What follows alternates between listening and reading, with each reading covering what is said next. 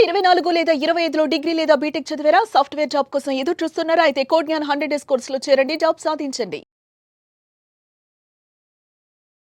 నమస్తే, welcome to Suman TV. నేను మీ anchor సిరి.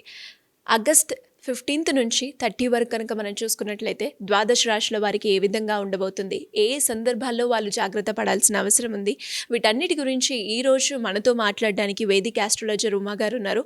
అడిగి తెలుసుకునే ప్రయత్నం చేద్దాం. నమస్కారం ఉమా గారు. నమస్తే అమ్మా. ముందుగా ఆగస్ట్ 15th నుంచి అండ్ అలాగే 30th వరకు కనుక మనం చూసుకున్నట్లయితే ద్వాదశ రాశుల వారికి గ్రహ సంచారం ఏ విధంగా ఉండబోతుందో ఒకసారి దాని గురించి. తప్పకుండా అమ్మా. ఆగస్టు 15 నుంచి 30వ తారీఖు వరకు జరిగే ఆ మార్పులు కానీ ఇవన్నీ అడుగుతున్నారు కాబట్టి ప్రధానంగా మనం బేసిక్ ఇప్పుడు నడిచేటువంటి గ్రహ సంచారం మనం చూస్తే ఈ మిథున రాశిలో ప్రధానంగా గురు శుక్రుల యొక్క కంజంక్షన్ నడుస్తుందండి. గురుడు శుక్రుడు ఇద్దరు కూడా మిథున రాశిలో ఉన్నారు. కర్కాటకంలో రవి బుధులు ఉన్నారు, బుధుడు వక్రించి ఉన్నారు.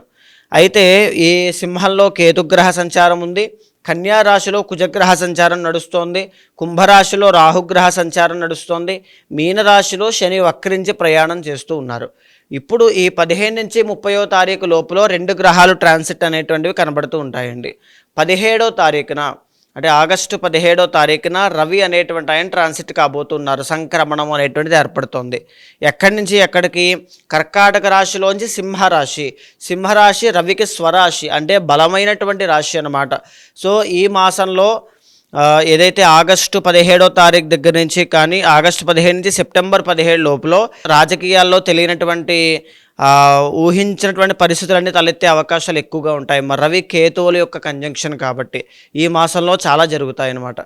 అయితే ప్రధానంగా ఈ రవి కేతువుల యొక్క కంజంక్షన్ ఇక్కడ సింహరాశిలో జరుగుతోంది. తర్వాత కుంభరాశిలో శని రాహుల యొక్క కంజంక్షన్ పడుతోంది. అయితే ఇంకొక మార్పు ఏంటి? శుక్రగ్రహ మార్పు అండి. ఆగస్టు 20వ తారీఖున ఈ మిథున రాశిలో సంచారం చేసేటువంటి శుక్రగ్రహము కర్కాటక రాశిలోకి రావడం అనేటువంటి జరుగుతుంది. సో ఇక్కడ మళ్ళీ ఏం జరుగుతుంది? బుధ శుక్రుల యొక్క కంజంక్షన్ ఏర్పడుతుంది. సో ఈ విధంగా 15 to 30 మధ్యలో ఈ రకంగా ఈ రవి మార్పుల వల్ల, శుక్రుడి యొక్క మార్పుల వల్ల చాలా రకాలుగా మార్పులు కనబడే అవకాశం కనబడుతుందమ్మా. వృషభ రాశి వారికి ఆగస్టు 15th నుంచి 30 వరకు మనం చూసుకున్నట్లయితే విద్యాపరంగా, విదేశీ పరంగా, సంతాన పరంగా, ఆర్థికంగా ఎలా ఉండబోతుంది, ఎలాంటి జాగ్రత్తలు పాటించాల్సిన అవసరం ఉందంటారు? తప్పకుండా అమ్మా. వృషభ రాశి వాళ్ళకి మనం చూస్తే కనుక ఈ మాసంలో నడిచేటువంటి మనం గ్రహ సంచారాలు అండ్ మారేటువంటి గ్రహ సంచారం మనం ఇప్పుడు చెప్పుకున్నామండి. రవి శుక్రుల యొక్క ట్రాన్సిట్ అనేటువంటి జరగబోతోంది అని మనం చెప్పుకున్నాం. ఉదాహరణకి ఈ వృషభ రాశి వాళ్ళకి ఈ 15వ తారీఖు దగ్గర నుంచి ఈ 30వ తారీఖు వరకు చూస్తే 4 నుంచి 5 గ్రహాలు అద్భుతంగా యోగిస్తున్నాయమ్మ. ప్రధానంగా మనం చూస్తే 2వ స్థానంలో గురుడు చాలా బాగున్నారు, 2వ స్థానంలో శుక్రుడు చాలా బాగా యోగిస్తున్నారు, 3వ స్థానంలో రవి, 10వ స్థానంలో రాహు చాలా బాగా యోగిస్తున్నారు. కానీ ఇక్కడ ఏంటి అంటే ఆగస్టు 17వ తారీఖు తర్వాత రవి అనేటువంటి ప్లానెట్ సింహంలోకి వెళ్ళిన తర్వాత ఈ బలము అనేటువంటిది వీళ్ళు కోల్పోతారండి. ఆగస్టు 17 తర్వాత మనం ఇప్పుడు మాట్లాడుకునే 15 to 30 మధ్యలో రవి బలము అనేటువంటిది ఉంటుందన్నమాట. దీనివల్ల ఏంటి అంటే రాజకీయ నాయకులు ఎవరైతే వృషభ రాశి వాళ్ళు ఉన్నారో వాళ్ళు ఖచ్చితంగా అవమానపడేటువంటి అవకాశం కనబడుతుంది. ఈ మాట బాగా గుర్తుపెట్టుకోండి. రెండవది ఏంటి అంటే గవర్నమెంట్ జాబ్ కోసం ట్రై చేసే వాళ్ళకి ఆటంకాలు ఎక్కువగా పెరుగుతాయి. లేకపోతే గవర్నమెంట్ జాబ్లో ఉన్న వాళ్ళకి కూడా ఈ స్ట్రెస్ అనేటువంటిది చాలా ఎక్కువగా పెరిగిపోతుంది. ఇక్కడ మీరు చూస్తే అండి రవి కేతువుల యొక్క కంజంక్షన్ అనేటువంటిది ఈ మాసంలో కనబడుతోంది. దీని మూలకంగా వృషభ రాశి వాళ్ళకి ఇది 4వ స్థానం అవుతుంది. 4వ స్థానంలో రవి కేతువుల యొక్క కంజంక్షన్ ఉండడం వల్ల ఎవరైతే విదేశీ యోగం కోసం ప్రయత్నం చేస్తూ, ఎవరైతే విదేశీ యోగం అనడం కన్నా ఉన్నత విద్య అని చెప్పడం చాలా కరెక్ట్ అండి.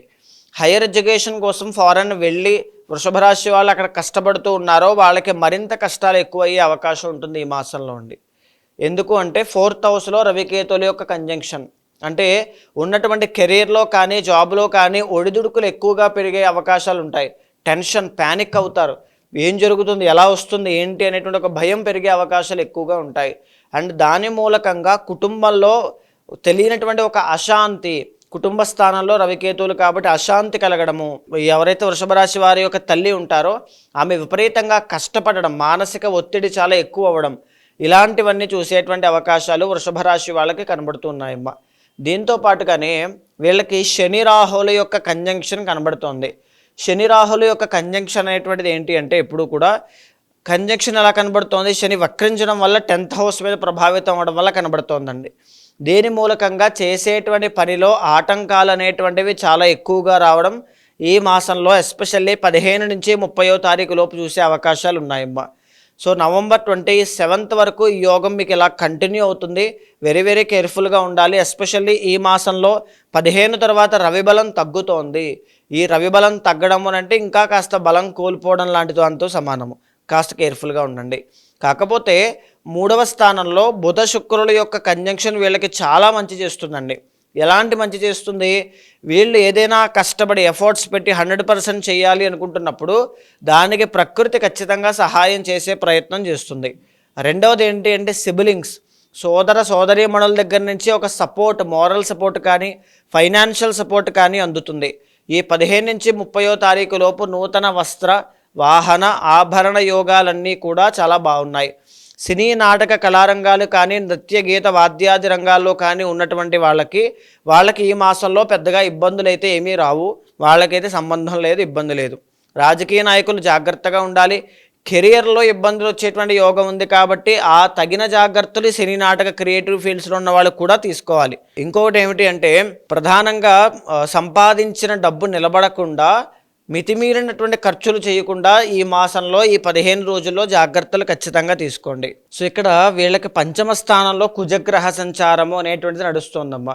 దీనివల్ల ఏంటి అంటే కన్యా రాశిలో కుజుడు ఎప్పుడైతే సంచారం చేస్తూ అది 5వ స్థానం అయిందో వృషభ రాశి వీళ్ళకి ప్రధానంగా ప్రేమ వ్యవహారాల్లో ఈ తగువులు అనేటువంటివి చూసే యోగం పడుతుంది.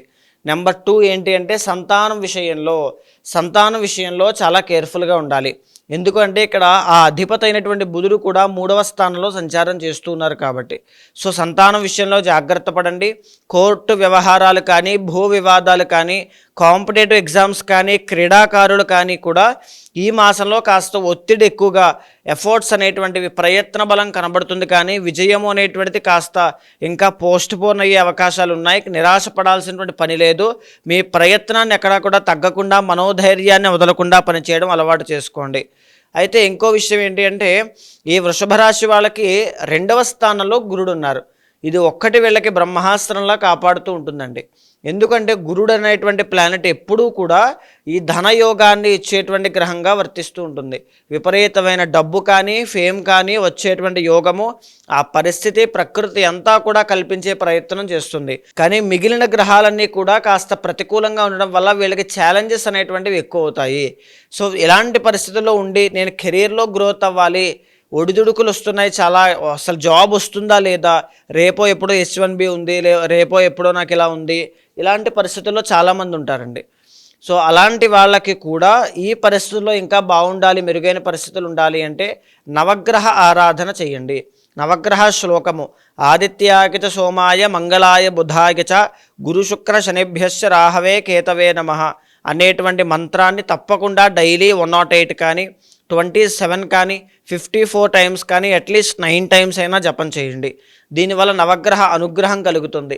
ఇండియాలో ఉన్నటువంటి వాళ్ళైతే తప్పకుండా నవగ్రహాల చుట్టూ 9 ప్రదక్షిణలు చేయడం, నవధాన్యాలు దానంగా ఇవ్వడం లాంటివి చేయడం మూలాన అద్భుతమైన శుభ ఫలితాలు చూస్తారమ్మా. శ్రావణ మాసం కాబట్టి లక్ష్మీ ఆరాధన కూడా తప్పకుండా చేయండి. సో ఈ 15th దగ్గర నుంచి 30th వరకు ప్రధానమైన మార్పులు చూస్తే అమ్మా రవి బలం లేదు, శుక్రుడి యొక్క బలం సామాన్యంగా ఉంది. సో దీని మూలకంగా మనం మాట్లాడుకుంటే టైం టు టైం ఫుడ్ తినడం అనేటువంటి ప్రికాషన్గా తీసుకోండి. ఏ సమయానికి చేయాల్సిన పని ఆ సమయానికి ఖచ్చితంగా చేసి తీరాలి. తర్వాత ప్రధానమైన నిర్ణయాలు ఎప్పుడూ కూడా 15 నుంచి 30వ తారీఖు లోపు మధ్యలో తీసుకోవద్దు. తర్వాత ఈ కాంపిటేటివ్ ఎగ్జామ్స్ కావచ్చు, గవర్నమెంట్ జాబ్ కావచ్చు, గవర్నమెంట్ జాబ్లో ఉన్నటువంటి వాళ్ళు ప్రమోషన్ కోసం చూస్తున్న వాళ్ళు మీకు వచ్చే మాసంలో ఆ పై మాసంలో మంచి యోగాలు కనబడుతున్నాయి. కాబట్టి నిరాశ నిస్పృహలకు లోనవ్వకుండా ప్రయత్న బలాన్ని ఆపకుండా మనోధైర్యంతో పనిచేయండి, మరిన్ని శుభ ఫలితాలు చూస్తారు.